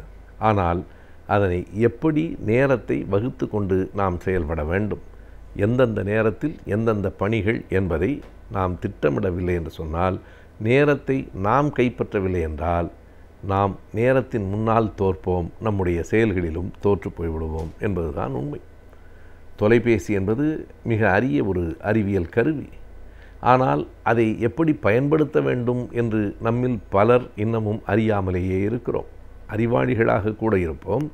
ஆனாலும் கூட தொலைபேசி என்பது செய்திகளை தெரிவிப்பதற்காக ஆனது. சில நேரங்களில் வேண்டுமானால் கூடுதலாக நாம் சில நிமிடங்களை எடுத்துக்கொண்டு பேசலாமே தவிர, தொலைபேசியை, அத்தனை பெரிய அறிவியல் கருவியை இன்றைக்கு நாம் பொழுதுபோகாத நேரத்தில் பேசுவதற்கான கருவியாக மாற்றி கொண்டிருக்கிறோம். அதனால் நாம் நம்முடைய நேரத்தை இழந்து கொண்டிருக்கிறோம். எதனை நாம் நெஞ்சில் கொள்ள வேண்டுமென்றால், உலகில் எதனை வேண்டுமானாலும் இழந்தால் திரும்ப பெற்றுவிடலாம், நேரத்தை இழந்தால் மறுபடியும் பெற முடியாது. காலம் என்பது நம்மை விட்டு போய்விடுமானால் மறுபடியும் அதனை மீட்டெடுக்க முடியாது. காலம் பொன் போன்றது என்பார்கள். ஆனால் தலைவர் கலைஞர் அவர்கள் தன்னுடைய வீட்டிலேயே எழுதி வைத்திருப்பார். அவர் சொல்லுகிற மிகச்சரியான ஒரு செய்தி என்ன என்றால், கடமை கண் போன்றது, காலம் பொன் போன்றதல்ல, காலம் உயிர் போன்றது என்று. முத்தமிழ் அறிஞர் கியாப்பே அவர்களும் இதே தொடரை பயன்படுத்தி இருக்கிறார். காலம் உயிர் போன்றது, ஏனென்றால் போனால் திரும்ப வராது. அந்த காலத்தை, அந்த நேரத்தை எப்படி பயன்படுத்த வேண்டும்? தொலைபேசிகளிலே உரையாடுகிற நேரம் வேறு, நேரில் உரையாடுகிற போது பேசுகிற செய்திகள் வேறு. முகநூல் என்பதை ஃபேஸ்புக் என்று சொல்லுகிறோமே, தவிர்க்க முடியாது. ஆனால் அதற்குள் போனவர்கள் பல பேர் திரும்ப வர முடியாமல் அங்கேயே சிக்கிக் கொள்ளுகிறார்கள். திசை தெரியாத காட்டுக்குள் போனவர்களைப் போல உள்ளே போய்விட்டு வெளியே வர முடியாமல், எப்போதும் எதற்குள்ளும் நுழைவதற்கும் தெரிய வேண்டும். அது மட்டுமல்ல, அங்கிருந்து வெளியில் வருவதற்கும் தெரிய வேண்டும். உள்ளே போனவர்கள் பலர் திரும்ப வர முடியாமல் சிக்கிக் கொண்டிருக்கிறார்கள்.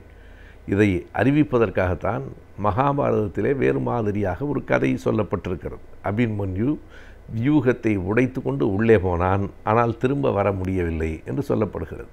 திரும்ப வர முடியவில்லை என்றால் எவ்வளவு வீரியமாக உள்ளே உடைத்து கொண்டு போனாலும் அதிலே பயனில்லை தான். எனவே நேரத்தை எந்த அளவிற்கு செலவிட வேண்டும்? கண்டிப்பாக இன்றைய அறிவியல் முன்னேற்றங்களையெல்லாம் ஒதுக்கிவிட்டு நம்மால் வாழ முடியாது. இன்றைக்கு வந்திருக்கிற அறிவியல் தொழில்நுட்பங்களை நாம் கைப்பற்றி ஆக வேண்டும், கையாள வேண்டும். ஏனென்று கேட்டால், நாம் கைப்பற்றவில்லை என்றால் நமக்கு எதிரான அல்லது நம்மிடத்திலே இருக்கிறவை நல்ல கோட்பாடுகள் என்றால் அந்த கோட்பாடுகளுக்கு இடமில்லாமல் பிற்போக்கான கோட்பாடுகள் அந்த அறிவியல் தொழில்நுட்பத்தை கைப்பற்றி கொள்ளும். இப்போதும் நாம் பார்க்கலாம், மிகப்பெரிய அறிவியல் எதற்கு பயன்படுகிறது? அறிவியலுக்கு மாறான சோதிடம் சொல்லுவதற்கு பயன்படுகிறது. நம் நாட்டில்தான் கணிப்பொறி சோதிடம் பார்க்கிறது. நம் நாட்டில்தான் யானை பிச்சை எடுக்கிறது. எனவே மிகப்பெரிய சாதனங்கள் மிக சாதாரண அல்லது மாறான செயல்களுக்கும் பயன்படுத்தப்படுவதை நாம் பார்க்கிறோம். எனவே அவற்றை நாம் கைப்பற்ற வேண்டும். நல்ல சிந்தனை உடையவர்கள், முற்போக்கு எண்ணமுடையவர்கள் அறிவியல் தொழில்நுட்பத்தை கைப்பற்ற வேண்டும். விஞ்ஞானத்தோடு சேர்ந்து ஓடாத எவரும் வீழ்ந்து போய் விடுவார்கள். இந்த வரியை நாம் வாழ்வில் குறித்து கொள்ள வேண்டும். விஞ்ஞானத்தோடு சேர்ந்து ஓடாத எவரும் வீழ்ந்து போய் விடுவார்கள்.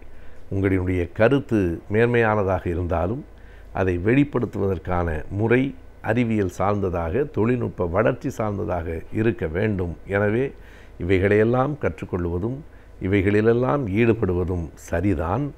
ஆனால் எவ்வளவு நேரம் என்கிற ஒரு மிகப்பெரிய கேள்வி நம் முன்னால் இருக்கிறது. அந்த கேள்விக்கு யார் சரியாக விடையை கற்றுக்கொள்ளவில்லையோ அவர்களால் ஒரு நாளும் வெற்றி பெற முடியாது. பலர் உள்ளே போனவர்கள் அதிலேயே மூழ்கி கரைந்து போய்விடுகிறார்கள். எனவே நேரத்தை எப்படி பயன்படுத்துவது? வெறும் தொழில்நுட்பங்களுக்கு மட்டுமல்ல, உறங்குவதற்கான நேரம் எவ்வளவு, ஓய்வெடுப்பதற்கான நேரம் எவ்வளவு, படிப்பதற்கான நேரம் எவ்வளவு என்று வாழ்க்கையில் மிகப்பெரிய திட்டமிடல் நேரம் சார்ந்ததாக இருக்க வேண்டிய காலகட்டத்தில் நாம் இருக்கிறோம். யார் நேரத்தை தன் கைக்குள் வைத்து கொள்ளுகிறானோ அவன் இந்த உலகத்தை தன் கைக்குள் கொண்டு வந்துவிட முடியும். நேரத்தை இழந்தவர்கள் தங்களின் வெற்றியையும் இழந்து விடுகிறார்கள். ஆகையினால் ஒரு நிறுவனம் சரியாக நடத்தப்பட வேண்டுமென்றால் அதற்கு மேலாண்மை மிகச் சரியாக இருக்க வேண்டும். ஒரு தனி மனிதனே சரியாக இருக்க வேண்டுமென்றால் அவனுடைய நேரம் சரியாக மேலாண்மை செய்யப்பட வேண்டும். எனவே இந்த நேர மேலாண்மை, டைம் மேனேஜ்மெண்ட் என்பதுதான் 21ஆம் நூற்றாண்டில் நாம் கற்றுக்கொள்ள வேண்டிய முதல் பயிற்சி என்பதை ஒவ்வொருவரும் நினைவில் கொள்ள வேண்டும். அறிவியல் மற்றும் அறிவியல் சார்ந்த தொழில்நுட்பங்கள் நாளுக்கு நாள் வளர்ச்சி அடைந்து கொண்டே வருகின்றது. எனவே அவற்றை பற்றி நாம் அறிந்திருப்பது மிகவும் அவசியமான ஒன்றாகின்றது. இன்றைய அறிவியல் மற்றும் தொழில்நுட்பம் பகுதியில் அதை பற்றி தெரிந்து கொள்ளலாம். நம் வீடியோலே வா நிகழ்ச்சியின் அடுத்த பகுதியாக வரவிருப்பது ஆலோசனை நேரம்.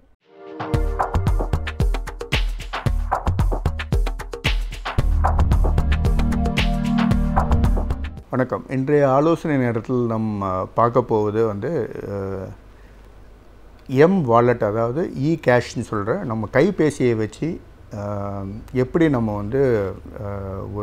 ஒரு பேமெண்ட் பண்ணுறதோ இல்லைனா எப்படி நம்ம இன்னொரு அக்கௌண்ட்டுக்கு பணத்தை மாற்றுவது என்று இன்னும் கொஞ்சம் ஆழமாக பார்க்க போகிறோம். உதாரணத்துக்கு 2 வகையான கைபேசிகள் இருக்குது. ஒன்று ஆப்பிள் நிறுவனத்தால் இருக்கிற ஐஃபோன் என்று சொல்லக்கூடிய ஒரு வகை. இன்னொரு வகை ஆண்ட்ராய்டு ஃபோன்ஸுன்னு சொல்லுவோம். இப்போது ஆப்பிள் நிறுவனத்துலேருந்து வரும் மொபைல் ஆப்ஸ் எல்லாமே ஆப் ஸ்டோர் என்று ஒரு ஸ்டோரில், அதாவது க்ளவுட் கம்ப்யூட்டிங்னு சொல்லுவாங்க. அந்த க்ளவுடில் இந்த ஆப்ஸ் எல்லாம் பல்லாயிரக்கணக்கான ஆப்ஸ் அவங்க இருக்குது. அதில் நம்ம எந்த ஆப் வேணுமோ அதை டவுன்லோட் பண்ணி நம்மளோட மொபைலில் இன்ஸ்டால் பண்ணிக்கலாம்.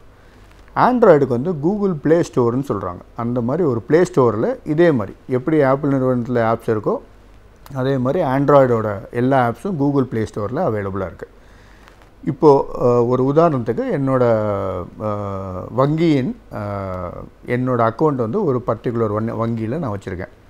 என்னோடய வங்கி கணக்கில் எனக்கு வேண்டிய, நான் சம்பாதித்த, எனக்கு வந்த சம்பளமோ இல்லைனா நான் பண்ணுற தொழிலிருந்து வந்த வருமானம் அதில் நான் சேமித்து வச்சுருக்கேன். இப்போ அதை வச்சு தான் என்னோடய தினசரி வாழ்க்கையை நான் வாழ வேண்டியிருக்கு. இப்போது அந்த வங்கிக்கு நான் ஒரே ஒரு தடவை அந்த வங்கிக்கு போயிட்டு என்னோடய மொபைல் ஆப்பை அவங்கள்ட்ட நான் காமிச்சு, நான் இந்த மொபைலை வச்சு தான் நான் என்னோடய எம் வாலெட் நான் இன்ஸ்டால் பண்ண போகிறேன், அதுக்கு நான் என்ன செய்ய வேண்டும் என்று கேட்டால் வங்கியோட ஒரு அஃபிஷியல், ஒரு ஆஃபீஸர் உங்களுக்கு ஒரு 2 நிமிட நேரத்தில் இதெல்லாம் செய்ய வேண்டும் என்று உங்களுக்கு சொல்லுவார். இப்போ ஒரு உதாரணத்துக்கு சொன்னால், நீங்கள் கூகுள் ப்ளே ஸ்டோர் போயிட்டு இந்த வங்கியின் பேரை போட்டு இந்த ஆப் என்று போட்டால் உங்களுக்கு வந்து அந்த லிஸ்ட் வரும். அந்த லிஸ்ட்டில் இன்ஸ்டால் அப்படின்னு ஒரு பட்டன் இருக்கும். அந்த பட்டன் நீங்கள் வந்து உங்கள் கைபேசியிலேருந்து கிளிக் பண்ணிங்கன்னா ஒரு 3-4 MBலேருந்து ஒரு 10-11 MBக்குள்ளே தான் அந்த சைஸ் இருக்கும் அந்த ஆப்பு. குத்துமதிப்பாக பார்த்தீங்கன்னா அதை வந்து நம்ம இன்ஸ்டால் பண்ணிக்கிட்டோம்னா நம்மளோட வீட்டின் வைஃபை ப்ராட்பேண்ட் கனெக்ஷன்லேயும் இன்ஸ்டால் பண்ணலாம், இல்லைனா மொபைல் டேட்டா வச்சு இன்ஸ்டால் பண்ணலாம். இன்றைக்கி 3G 4Gன்ட்டு நிறைய ஃபாஸ்ட் இன்டர்நெட் கண்டிஷன்ஸ்லாம் மொபைலில் வந்துடுச்சு. அதனால் 10 MB உங்களுக்கு டவுன்லோட் பண்ணுறதுக்கு சுமார் 1.5-2 நிமிஷம் வரைக்கும் ஆகும், அவ்வளோதான். இதை இன்ஸ்டால் பண்ணதுக்கப்புறம் ஓப்பன்னு ஒரு பட்டன் வரும். நீங்கள் அதை ஓப்பன் பண்ணும்போது அந்த வங்கியோட நீங்கள் அந்த அதிகாரி சொன்ன அந்த ஸ்டெப்போட நீங்கள் ஒரு பேப்பரில் குறித்து கொண்டு வந்திருக்கலாம், இல்லைனா உங்கள் ஞாபகம் இருந்துச்சுன்னா முதல் வேலையாக என்ன சொல்லியிருப்பாருன்னா உங்களோட கஸ்டமர் ஐடி என்டர் பண்ணணும்னு சொல்லியிருப்பார். கஸ்டமர் ஐடிங்கிறது ஒரு 4 இல்லை தான் 5 டிஜிட் இருக்கிற ஒரு நம்பர். அந்த கஸ்டமர் ஐடி வந்து ஒவ்வொருத்தருக்கும் ஒவ்வொரு வங்கி கணக்குக்கும் தனித்தனியாக கொடுக்கப்பட்ட ஒரு ஐடி. ஸோ 2 ஆப்ஷன் கொடுப்பாங்க. ஒன்று வந்து உங்கள் வங்கி கணக்கே அந்த அக்கௌண்ட் நம்பரும் ஃபுல்லாக 15-14 டிஜிட் இருக்கிற நம்பரும் போடலாம், இல்லைன்னா உங்களோட கஸ்டமர் ஐடி அப்படின்னு சொல்ல போகிறோம் 4 இல்லை 5 டிஜிட் எண்ணை அங்கே போட வேண்டும். போட்டவுடன் உங்களோட கைபேசி எண் என்னன்னு கேட்கும். உங்கள் மொபைல் நம்பர் அதில் என்டர் பண்ணிட்டீங்கன்னா இதுதான் ரெஜிஸ்ட்ரேஷன் ப்ராசஸ்ன்னு சொல்லுவாங்க. உங்களோட பெயர், உங்களோட வங்கி கணக்கு எண் அல்லது உங்களோட கஸ்டமர் ஐடென்டிஃபிகேஷன் நம்பர், அதாவது கஸ்டமர் ஐடின்னு சொல்லுவாங்க. இதை போட்டு நீங்கள் சப்மிட் பட்டன் கொடுத்துட்டிங்கன்னா ஓடிபி என்று சொல்லப்படும் ஒன் டைம் பாஸ்வேர்டு வந்து உங்களுக்கு வந்து ஒரு 10-15 வினாடிகளுக்குள் SMS மூலமாக உங்கள் மொபைலுக்கு வந்து சேரும். அதில் வந்து ஒரு 3 அல்லது 4 டிஜிட் ஒரு நம்பரோ இல்லைன்னா ஆல்ஃபா நியூமரிக்னு சொல்லுவாங்க, ஒரு ABCDலேருந்து இல்லைனா ஒரு நம்பர், அந்த மாதிரி ஒரு காம்பினேஷனில் ஒரு ஓடிபி வரும், ஒன் டைம் பாஸ்வேர்டும். அதை வந்து நீங்கள் இந்த வாலெட் இன்ஸ்டலேஷன் ஸ்க்ரீனில் அந்த நம்பர் என்டர் பண்ணி கன்ஃபார்ம் இல்லைனா சப்மிட்னு கொடுத்தீங்க அப்படின்னா உங்களோட வாலெட் ரெடி ஆகிடும். அதுக்கப்புறம் உங்களோட மொபைல் ஃபோனை சில மொபைல் ஃபோன் ரீஸ்டார்ட் பண்ண வேண்டிய அவசியம் வரும், திருப்பியும் ஆஃப் பண்ணி ஆன் பண்ண வேண்டிய அவசியம் வரும். சில மொபைலில் அந்த அவசியம் வராது. எதுவாக இருந்தாலும் அந்த ஆப் சொல்கிற மாதிரி நம்ம கிளிக் பண்ணிட்டோன்னா போதும். ரீஸ்டார்ட் பண்ணதுக்கப்புறம் நீங்கள் பார்த்தீங்கன்னா உங்கள் வங்கி கணக்கில் இருக்கிற பணம், அந்த வங்கிக்கு நீங்கள் போய் பண்ணுற நிறைய டிரான்சாக்ஷன்ஸ் எல்லாமே உங்களோட மொபைல் ஆப்பிலிருந்தே பண்ண முடியும்.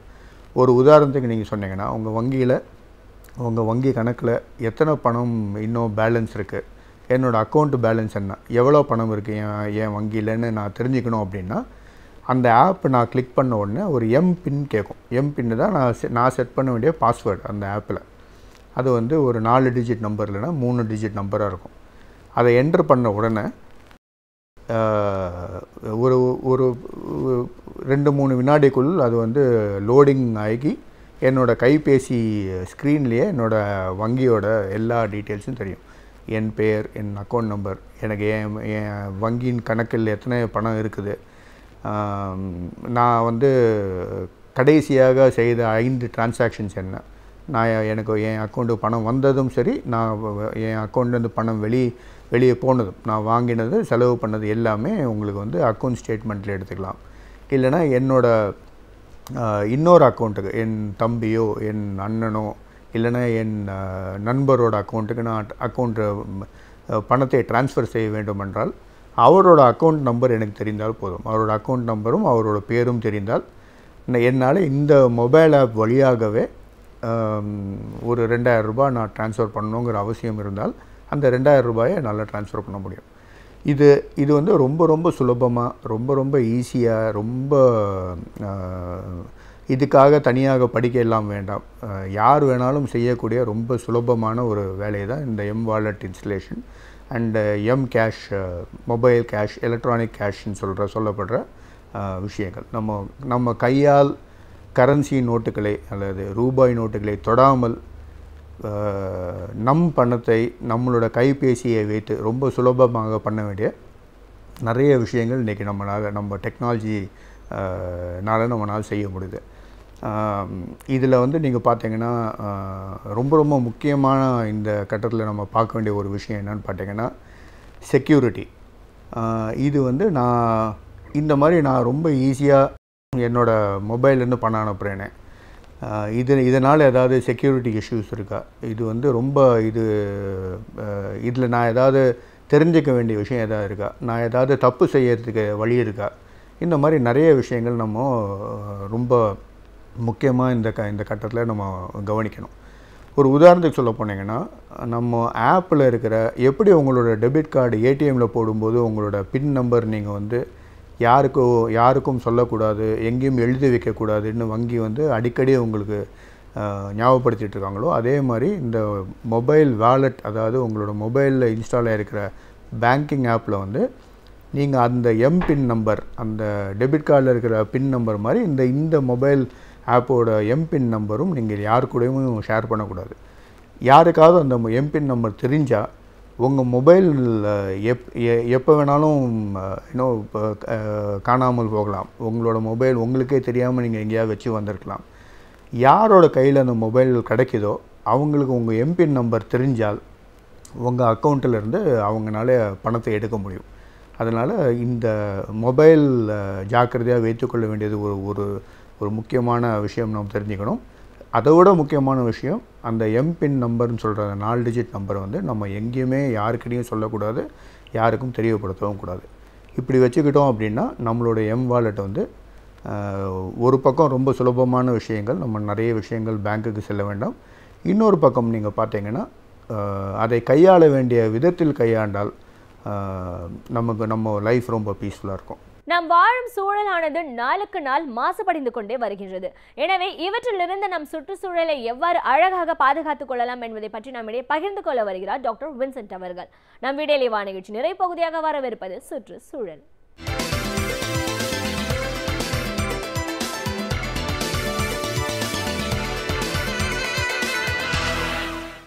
இந்த மாதம் சிறப்பாக தி வேர்ல்ட் ஃபிஷரிஸ் டே என்று சொல்லப்படுகிற ஒரு தினத்தை நாம் கொண்டாடுவதற்கு உலக ஐக்கிய நாடுகள் நமக்கு ஒரு தேதியை குறிப்பிட்டு கொடுத்திருக்கிறது. அதை தான் கடந்த வாரம் 21ஆம் தேதி அந்த தினத்தை கொண்டாடியிருக்கிறோம். ஆனால் அது இயற்கையோடு இணைந்திருக்கிற அந்த நாளாக இருப்பதனால் ஒரு சில உண்மைகளை நாம் தெரிந்து கொள்வதோடு இல்லாமல் அந்த விழாவை, அந்த நாளை கொண்டாடுகிற வகையில் ஏன் அதற்கு முக்கியத்துவம் கொடுக்கப்பட்டிருக்கிறது என்பதை நாம் சற்று ஆராய்ந்து பார்க்கிற பொழுது அந்த தினத்தினுடைய முக்கியத்துவம், அதோடு இயற்கையில் இருக்கிற ஒவ்வொரு பொருள்களையும் நாம் எந்த அளவிற்கு காப்பாற்றிக் கொள்ள வேண்டும் என்பதை நமக்கு சுட்டி காட்டுகிற வகையில் அந்த தினத்தை கொண்டாட உலக ஐக்கிய நாடுகள் நமக்கு சொல்லிக் கொடுத்திருக்கிறார். த வேர்ல்ட் ஃபிஷரிஸ் டே என்று சொல்கிறார்களே, இந்த உலக மீன் தினம் என்று சொல்வதை விட மீனை பற்றியும் அதை சார்ந்த இடத்தை பற்றியும், இன்னும் சொல்ல வேண்டுமென்றால் அதனுடைய தொழிலை செய்கின்றவர்களை, மீனவர்களை பற்றியும் நினைக்கின்ற நாளாக அது இருக்கிறது. இன்றைக்கு உலகம் முழுவதும் பார்க்கிற பொழுது மீன் உற்பத்தி என்பது ஒரு முக்கியமான ஒரு அங்கமாக இருக்கிறது. பொருளாதார ரீதியாக அதையும் தாண்டி நம்முடைய மக்களுக்கு கிட்டத்தட்ட 25 விழுக்காடு புரதம் நிறைந்த ஒரு உணவை கொடுக்கக்கூடியதாக இன்றைக்கு மீன்கள் மாறியிருக்கிறது. ஏனென்றால் இன்றைக்கு பல சூழல்கள் மத்தியில் மீன் சாப்பிடுவதை யாருமே சாப்பிடக்கூடாது என்று சொல்வதில்லை. ஏனென்றால் புரோதசத்து அதிகமாக நிறைந்திருக்கிற அந்த உணவை யார் வேண்டுமென்றாலும் எத்தகைய வயதினரும் சாப்பிடலாம் என்ற ஒரு சூழல் இன்றைக்கு அந்த உணவுக்கு இருக்கிறது. ஆனால் இந்த தினத்தினுடைய ஒரு முக்கிய குறிக்கோள் என்னவென்று பார்க்கிற பொழுது, இன்றைக்கு உள்ள சூழல் தான் அந்த தினத்தை நமக்கு முக்கியமாக காட்டிக் கொண்டிருக்கிறது. நான் ஏற்கனவே குறிப்பிட்டது போல் அந்த 25 விழுக்காடு உணவு உற்பத்தியை, அதுவும் புரோதம் நிறைந்த அந்த உணவை கொடுக்கக்கூடிய ஒரு பெரிய பங்கை இந்த மீன் வளம், மீன் துறை செய்து கொண்டிருக்கிறது. ஆனால் தான் நம்முடைய பண்டை காலத்தில் நம்முடைய மக்களுடைய வாழ்க்கை முறை எதை ஊட்டி இருக்கிறது என்றால் கடலை சார்ந்து இருந்திருக்கிறது. ஆறுகளை சார்ந்து இருக்கிறது. இன்னும் சொல்ல வேண்டுமென்றால் நதிகளை அடிப்படையாக வைத்தெல்லாம் இருப்பதற்கே காரணம் அங்கே வாழ்கிற இடங்களில் மீன்களுடைய உற்பத்தி அதிகமாக இருக்க அதை உணவாக்கி கொள்வதையும் அதை பிடித்து மற்றவர்களுக்கு கொடுத்து அது வியாபாரமாக மாற்றிக்கொள்கிற ஒரு சூழலும் இருந்ததனுடைய காரணமாக, இன்னும் குறிப்பாக சொல்ல வேண்டுமென்றால் ஒரு வாழ்க்கை ஆதாரத்திற்கு அது ஒரு முக்கிய ஒரு அச்சாணியாக இருந்ததனுடைய காரணமாகத்தான் இந்த ஒரு தொழில் அல்லது இந்த துறை மிக முக்கியத்துவம் வாய்ந்ததாக இருக்கிறது. இன்று கூட காலையில் உற்சாகமாக எழுந்திருக்கிறவர்கள் யார் என்று பார்த்தால் விவசாயிகளை போன்று மீனவர்களும் தான். ஏனென்றால் 2 துறைகள் ஒரு முக்கிய பங்கை நம்முடைய உணவு தன்னிறைவில் முக்கிய பங்கு வகிக்கிறது. ஒன்று விவசாயம், இன்னொன்று மீனவர்களுடைய அந்த செயல்பாடுகள். அவர்கள் இருவரும் நம்முடைய மக்களுக்கு சேவை ஆற்றவில்லை என்றால் அது ஒரு பெரிய இழப்பாக அமையும். உணவு பற்றாக்குறை என்ற ஒரு சூழல் ஏற்படும். இன்று கூட ஒரு நாள் அல்லது 2 நாள் மீனவர்கள் மீன் பிடிக்க செல்லவில்லை என்றால் ஏற்படுகிற அந்த தாக்கம் எந்த அளவிற்கு இருக்கிறது என்பதை இன்று நாம் உணர்ந்திருக்கிறோம். ஏனென்றால் நமக்கு உணவாக இருக்கக்கூடிய அந்த மீன்கள் கிடைக்கவில்லை என்பது பொழுது நமக்கு ஏற்படுகிற அந்த தர்ம சங்கடம் என்னவென்பதை நாம் இன்றைக்கு உணர்ந்திருக்கிறோம். ஏன் இந்த தினத்தை முக்கியமான தினமாக கொண்டாடப்பட்டு கொண்டிருக்கிறது என்பதற்கு இந்த உலக ஐக்கிய நாடுகள் ஒரு சில கருத்துக்களை கொடுத்திருக்கிறது. உலகம் முழுவதும் வைத்து பார்க்கிற பொழுது கிட்டத்தட்ட 4.5 கோடி மக்களுக்கு மேற்பாக இந்த தொழிலில் பல பேர் ஈடுபட்டு கொண்டிருக்கிறார்கள். ஏனென்றால் இந்த மீன் பிடித்தலும் அதை பதப்படுத்துதலும் பராமரிப்பதற்கும் என்றே உலகம் முழுவதுமே இத்தகைய சூழல் இருந்து கொண்டிருக்கிறது. இது ஒன்று. இரண்டாவது, பல நாடுகளினுடைய ஒரு முக்கிய பொருளாதார பங்கு வகிக்கிறது. மொரிசியஸ் போன்ற நாடுகளை எடுத்துக்கொண்டால் கிட்டத்தட்ட 80 விழுக்காடு பொருளாதார வளர்ச்சி அவர்களுக்கு இந்த மீன் வளத்திலிருந்து தான் வருகிறது. இதுபோன்று பல நாடுகளை எடுத்துக்கொண்டால், இன்னும் சொல்ல வேண்டுமென்றால் நம்முடைய தமிழகத்தை எடுத்துக்கொண்டால் கிட்டத்தட்ட 1000 கிலோமீட்டர்களை உள்ளடக்கிய நம்முடைய கடல் பகுதியை ஒட்டி பல லட்சம் மக்கள் இதை வாழ்க்கை ஆதாரமாக வைத்துக் கொள்வதோடு இல்லாமல் அதன் மூலம் மக்களுக்கு உணவை பெற்று தரக்கூடிய ஒரு இடத்தில் அவர்கள் இருக்கிறார்கள். ஆனால் இன்றைக்கு இருக்கிற இந்த முக்கியமான நோக்கத்தை அடிப்படையாக வைத்து பார்ப்பதோடு இல்லாமல் இன்றைக்கு இருக்கிற அந்த சவால்கள் தான் இன்றைக்கு நமக்கு ஒரு பின்னடைவாக இருந்து கொண்டிருக்கிறது. அது என்ன பின்னடைவுகள் என்று குறிப்பிட்டிருக்கப்பட்டிருக்கிறது என்றால், இன்றைக்கு நம்முடைய மீன் வளம் 3 விஷயங்களால் பாதிக்கப்பட்டிருக்கிறது. ஒன்று பொல்யூஷன் என்று சொல்லப்படுகிற மாசு. இரண்டாவது கிளைமேட்டிக் சேஞ்ச் என்று சொல்கிறார்களே, குளோபல் வார்மிங் கிளைமேட்டிக் சேஞ்ச், உலக வெப்பமயமாக்கலால் ஏற்பட்டிருக்கிற மாற்றங்கள். மூன்றாவது, அதிகமாக மீன்களை பிடித்து அதை பயன்படுத்துகிற முறை. ஆனால் தான் நான் ஏற்கனவே பல முறை குறிப்பிட்டிருக்கிறேன், இந்த சஸ்டைனபிள் டெவலப்மெண்ட், சஸ்டைனபிள் யூட்டிலைசேஷன் என்று சொல்லுவது. தேவைக்கு ஏற்ப நம்முடைய பொருள்களை நாம் பயன்படுத்தி கொள்ள வேண்டும் என்பதுதான் அதனுடைய அர்த்தம். ஆனால் இன்றைக்கு எந்த அளவிற்கு மாறி வந்திருக்கிறது என்றால், இருக்கிற மீன்களை எல்லாம் பிடித்து விடுகிற ஒரு பழக்கம் இருந்ததனுடைய காரணமாகத்தான் இன்று கூட அரசு 45 நாள் அது 60 நாள் மீன் விடுப்பு என்றே சொல்கிறார்கள். ஏன் அதற்கு என்றால், நம்ம எப்பொழுதுமே மீனை அதிகமாக பிடித்து கொண்டிருக்க அதனுடைய வளர்ச்சி குறைந்து விடுகிறது என்பதுதான். இந்த 3 காரணங்களை அடிப்படையாக வைத்து பார்க்கிற பொழுது நம்முடைய மீன் வளத்தை எந்த அளவிற்கு இவை பெரிய தாக்கத்தை ஏற்படுத்தி கொண்டிருக்கிறது என்பதை நமக்கு சுட்டி காட்டுவதற்காக தான் இந்த தினமே நமக்கு சொல்லப்படுகிறது. ஆனால் தான் நம்முடைய நீர்நிலைகளை எந்த அளவிற்கு சுத்தமாக வைத்து பாதுகாக்க வேண்டும், அதற்குரிய தார்மீக பொறுப்பு நமக்கு இருக்கிறது என்பதை இன்று சுட்டி காட்டுகிறார்கள். இன்னொன்று, மாறி வருகிற இந்த உலக வெப்பமயமாக்கல் காரணமாக ஏற்படுகிற அந்த மாற்றங்களை எப்படி சமாளித்துக் கொள்வதற்கு நாம் தயாராகிக் கொள்ள வேண்டும் என்பதை சுட்டிக்காட்டுவதற்காகவும் தான் இது தரப்பட்டு இருக்கிறது. மூன்றாவது, எந்த இடத்தில் எந்த அளவிற்கு மீன்களை பிடிக்க வேண்டும் என்ற ஒரு சட்ட திட்டங்கள் இன்றைக்கு அரசால் கொடுக்கப்படுவதற்கே காரணம், எப்பொழுதுமே இந்த மீன் வளம் நமக்கு எந்த அளவுக்கு செம்மையாக கிடைக்க வேண்டும் என்பதற்காகத்தான் இத்தகைய திட்டங்கள் தீட்டப்பட்டு கொண்டிருக்கிறது என்பதை புரிந்து கொள்ள வேண்டும். அடுத்து, இந்த மீன் வளத்தினால் ஏற்படுகிற பல உணவை தாண்டி இன்றைக்கு பல முக்கியமான மருந்துகள் மீன்களிலிருந்து நமக்கு கிடைக்கிறது. இன்று வரை கூட காட் லிவர் ஆயில் என்று சொல்லுகிறோமே, நம்முடைய உடம்பிற்கு வேணுகின்ற சக்தி கொடுப்பதற்கு அதை தவிர வேறு மருந்தே இல்லை என்று சொல்லலாம். அதனால தான் இன்றைக்கு கூட குழந்தைகள் மூலம் பெரியவர்கள் வரை இந்த காட் லிவர் ஆயில் என்று சொல்லப்படுகிற அந்த எண்ணெயை கொடுப்பதற்கே காரணம், நம்ம உடம்பிற்கு வேண்டுகிற அனைத்து சக்திகளையும் கொடுக்கக்கூடியதாக இருக்கும். அடுத்து, இந்த மீன்களினால் எந்த ஒரு எதிர்வினையே கிடையாது, ஒரு தீமையான ஒரு சூழலே கிடையாது. ஆனால் தான் இதையெல்லாம் வைத்து பார்க்கிற பொழுது இந்த மீன் வளம் ஒரு நாட்டினுடைய ஆதாரம் என்று நினைக்கிற பொழுது அதை காப்பாற்றுகிற ஒரு முயற்சியில் இந்த சுற்றுச்சூழலின் பாதுகாப்பின் பங்கு அதிகமாக இருக்கிறது என்பதை உணர்கிற பொழுது நம்முடைய நீர்நிலைகளை சுத்தமாக பாதுகாக்கிறதன் மூலம் இது போன்ற மீன்களை பாதுகாப்பதோடு இல்லாமல் அதன் மூலம் நம்முடைய மக்களுக்கு உணவை தரக்கூடிய ஒரு வாய்ப்பை நாம் உருவாக்கி தருகிறோம் என்பதை புரிகிற பொழுது இந்த நாள் நமக்கு நிச்சயமாக ஒரு அர்த்தம் நிறைந்த நாளாக அமையும்.